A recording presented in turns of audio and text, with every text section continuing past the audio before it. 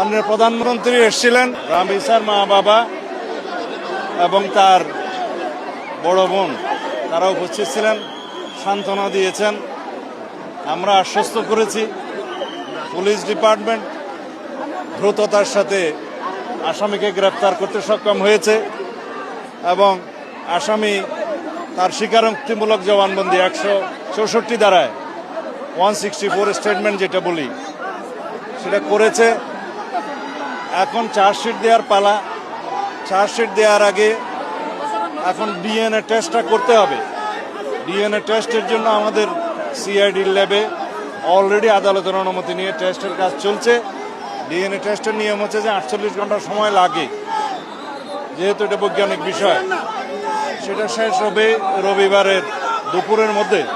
আমরা রবিবারের বিকেলের মধ্যে ইনশাআল্লাহ আদালতে চার্জশিট দাখিল করতে পারব এবং তারপরে অত্যন্ত দ্রুততম সময়ের মধ্যে যাতে বিচার কার্য নিষ্পন্ন হয় সেজন্য আমরা চেষ্টা করব, যাতে সর্বোচ্চ শাস্তি নিশ্চিত করা যায়। সেজন্য প্রসিকিউশনের পক্ষ থেকে আমাদের জোর চেষ্টা থাকবে। আর মাননীয় প্রধানমন্ত্রী আশ্বস্ত করেছেন রামিসার বড় বোন তার জীবনের সমস্ত পড়াশোনার খরচ এবং তার অন্যান্য আনুষঙ্গিক ব্যয় সব কিছু উনি বহন করবেন এবং রামিসার মা বাবা এবং রামিসার বড় বোনের জন্য একটা আশ্রয়স্থল, তারা নিরাপদ আশ্রয়স্থল চেয়েছেন, সেটা মাননীয় প্রধানমন্ত্রীর প্রতিশ্রুতি দিয়েছেন। খুব স্বল্পতম সময়ের মধ্যে সেটার ব্যবস্থা করবেন।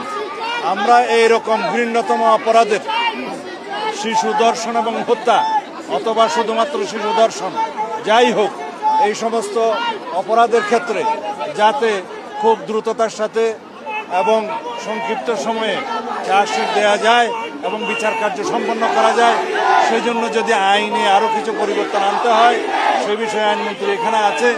তিনি আজকে কথা দিয়েছেন, ক্যাবিনেট মিটিংয়ে আমাদের এটা আলোচনা হয়েছে। তিনি সেই বিষয়ে আইনি সংস্কারও সাধন করবেন।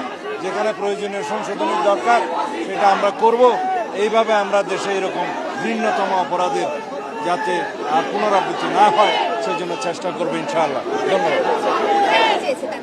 পরিবার চেয়েছে সুষ্ঠু ন্যায় বিচার দ্রুততম সময়ের মধ্যে, সেটা পরিবারের 1 নম্বর চাওয়া এবং সেটাই স্বাভাবিক।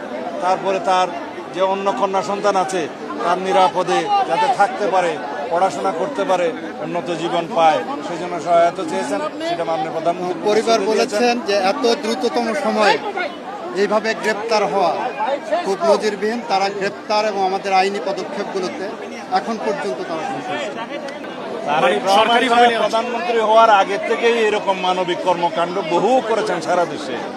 তিনি ব্যক্তিগতভাবে নিয়েছেন, আর প্রধানমন্ত্রীর তহবিল থেকে তো উনি সাহায্য দিতেই পারেন।